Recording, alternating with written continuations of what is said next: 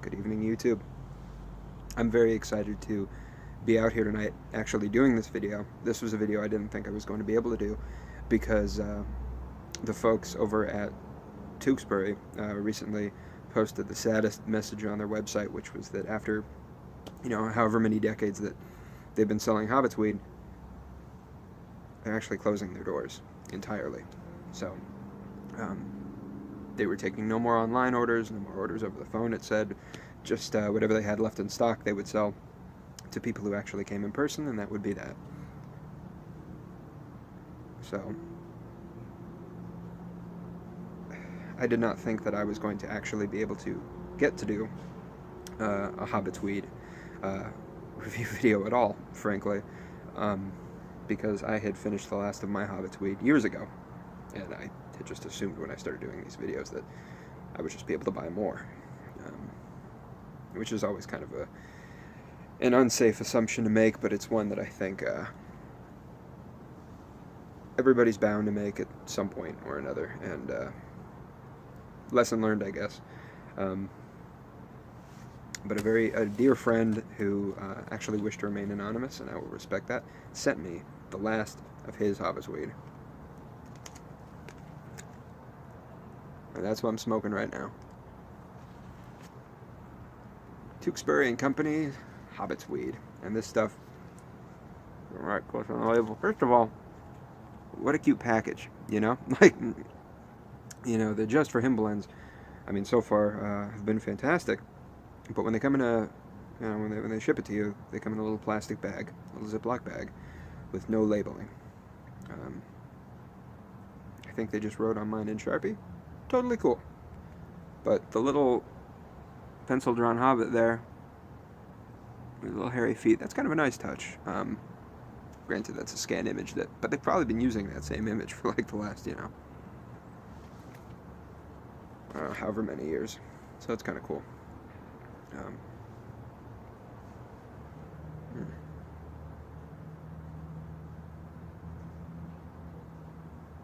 It's funny, when I first started smoking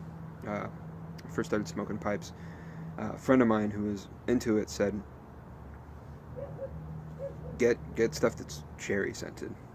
People like the smell of cherry, or vanilla. Vanilla's fine too. So this was one of the earliest ones that I went through start to finish. And it's funny, when I went back, it was several videos ago, I went back to Super Value Cherry Cavendish, which I hadn't smoked in forever.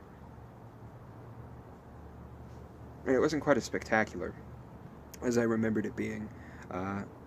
This is maybe a little bit better than I remember it being.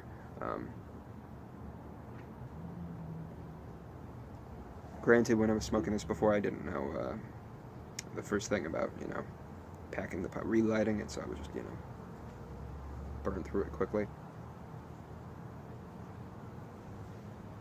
But it's nice.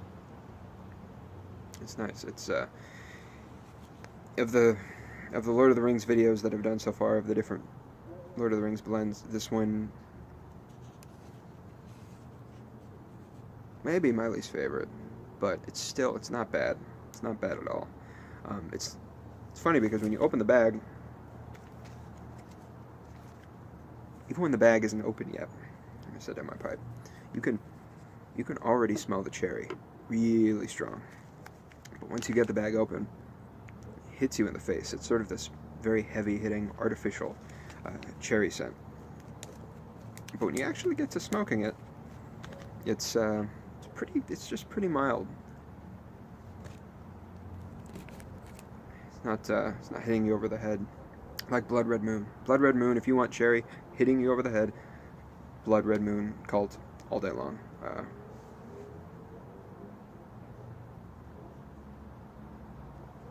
Not to say that this tastes more natural, but the cherry's just a little bit less overpowering. There's also a hint of, it's probably supposed to be vanilla, but I'm tasting, it's like chocolate and cherry in there, a little bit. Again, kind of just a mild burley flavor though, which is nice. Now,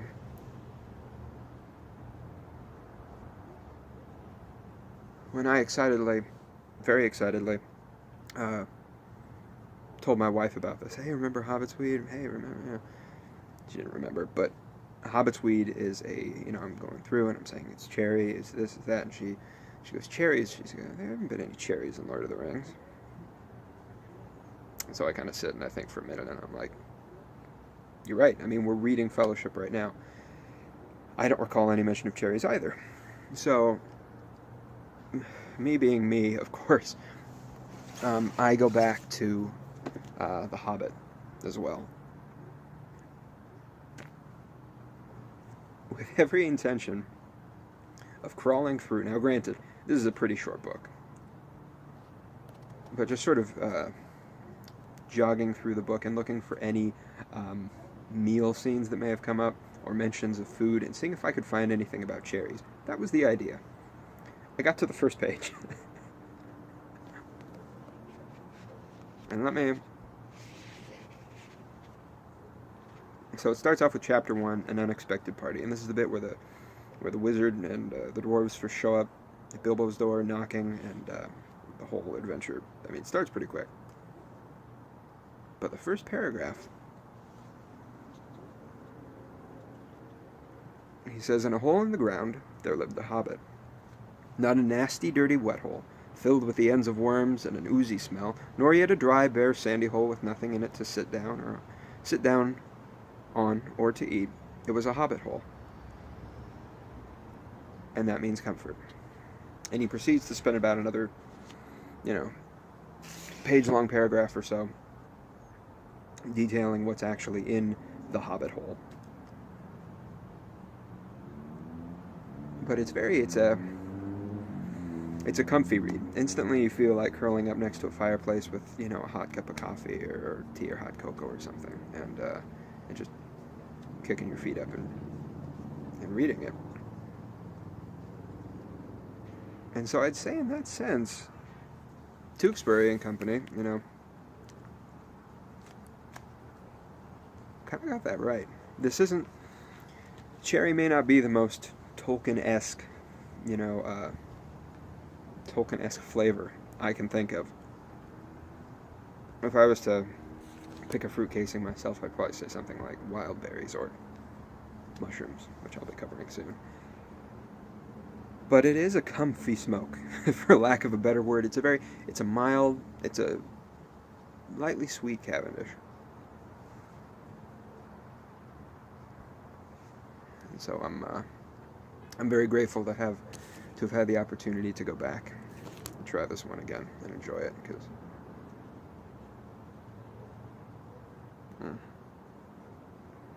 it's nice.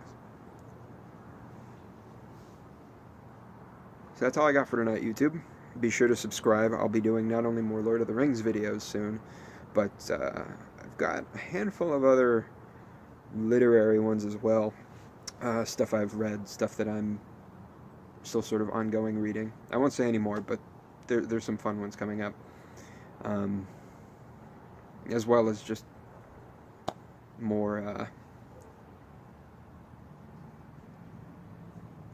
some more stinky Englishes, probably. I'm sure my wife will appreciate that. I'm sure my wife will be thanking me for this, because yeah, the room note's going to be much nicer for this than it is for most of the Latakia stuff I've been smoking lately. Anyway, have a wonderful night, YouTube. Bye for now.